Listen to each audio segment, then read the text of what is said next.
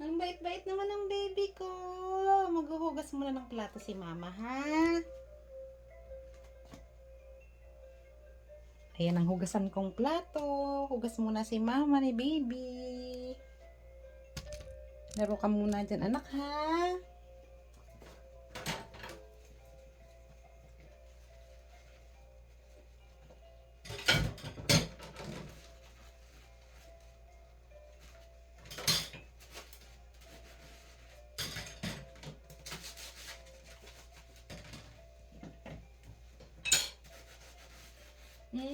Bait-bait naman talaga ng baby ko na yan.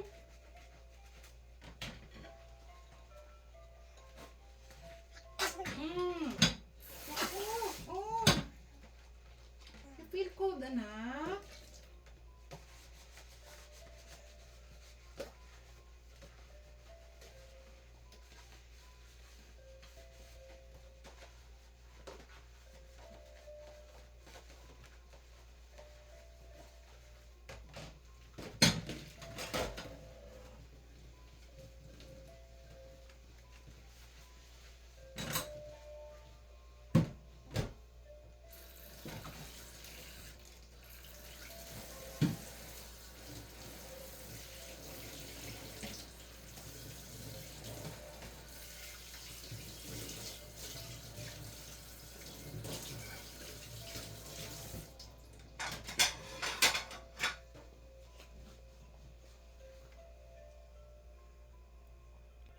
Hello, guys!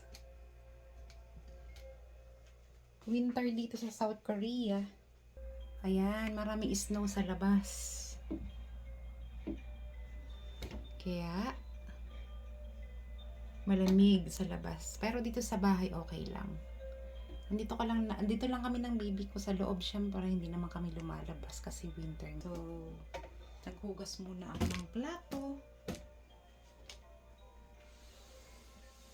Habang si baby ay nandyan si baby bouncer. Tapos ayan, may tupiin pa ako.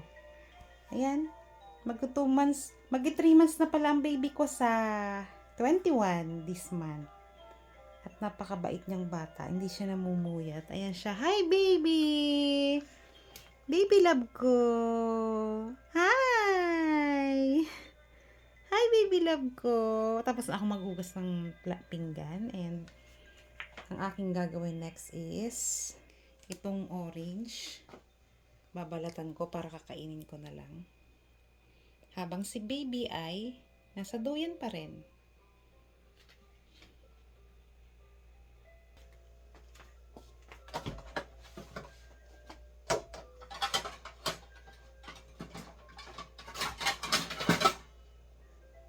Sandali lang, baby, ha?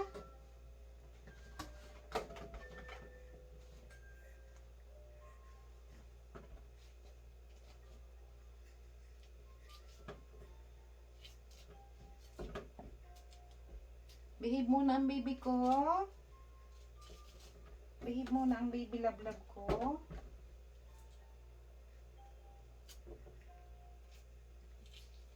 Maganda to, guys, kasi winter ngayon. So, uso dito ang ubo at sipon. Dahil sa panahon, malamig. Negative ang temperature. Kaya kailangan natin kumain ng orange. At mga prutas, kasi ito ay mayaman sa vitamin C. Hindi na natin masyadong linisan kasi baka umiyak na si baby. Mamaya na lang habang kinakain. Hi, guys! Update ko nga pala to since wala akong ilang buwan na rin akong walang video sa YouTube. Yung aking panganganak, hindi ko rin nakunan kasi unexpected yun na biglaan akong masisisaryan. And then 2 months akong naging busy kay baby, so ngayon lang ulit ako nakapagawa-gawa ng video. So malaki na si baby.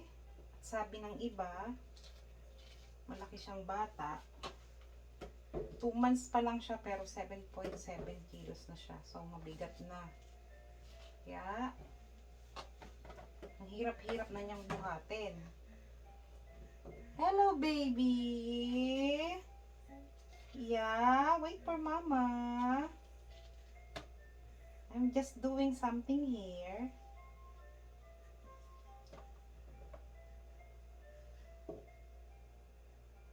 May bulok na konting isa. O, ayan na guys, natapos ko na siya. At i-open natin ito kasi yung ano, yung smell niya maganda rin sa bahay, mabango. Mamaya na lang siya itatapon. Yan. Proceed. Naantok na yung baby ko. Andito na yung orange ni mama. Patay natin yung ilaw dito sa kitchen. And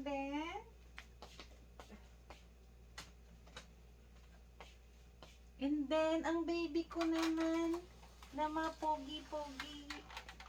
Ang baby ko na mapogi ay dito naman. O, ayan, anak, gusto mo dito? Gusto mo dyan tumingin?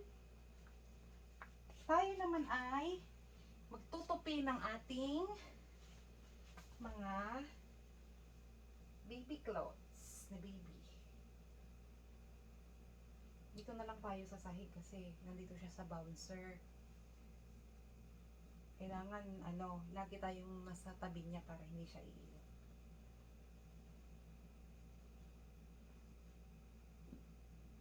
Buti na lang mabait si baby. Hindi siya yung bata na laging nagpapakarga.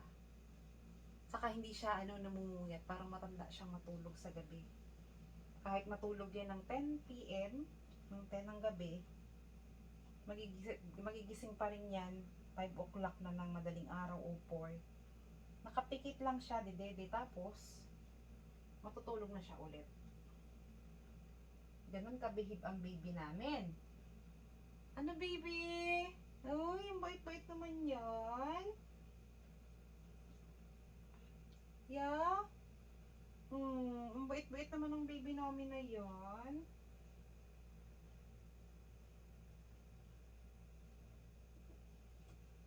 Malinis naman yung sahig namin, guys, kasi pinupunasan namin ito.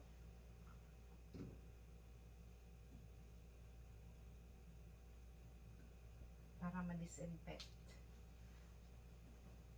Ito yung carrier ni baby. Nilabahan ko. Ayan, magagamit natin yan.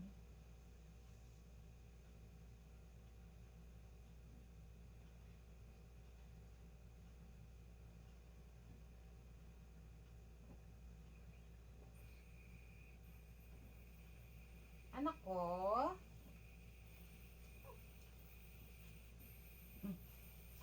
Ano na yung sinain ni mama? Come on.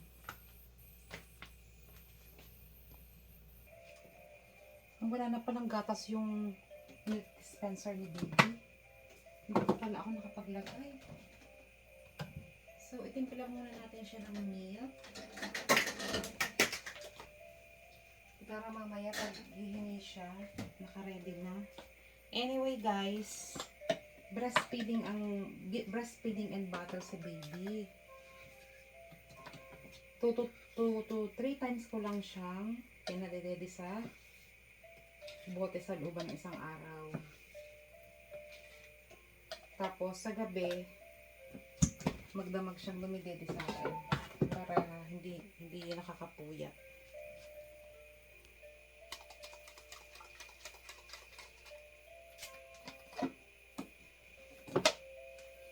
So, kunti lang ating i-ano kasi minsan hindi niya nauubos. Mas gusto niya kasi yung yung milk ko. Iinit muna natin dito habang hindi pa siya humihingi para mamaya pag hihingi na hindi siya malamig. Kailangan kailangan maligamgam yung milk ni baby. Ayan. Lagyan natin ng water para maligamgam siya.